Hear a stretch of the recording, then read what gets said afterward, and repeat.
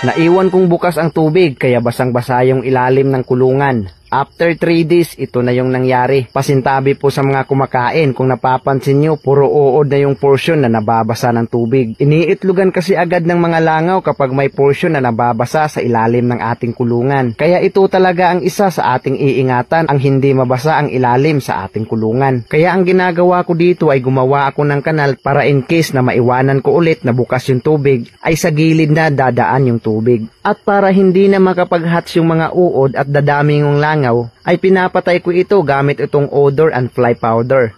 Binubuhusan ko lang ng UEP yung portion na inuuod na. Kinabukasan ay ito na yung hitsuran niya, halos wala nang gumagapang na uod. Makalipas ang 4 na araw ay makikita nyo na sobrang ganda talaga ng epekto ng OEP. Natutuyo na yung ilalim at wala nang uod na gumagapang. At the same time, hindi na rin dadami ang langaw ng ating manukan.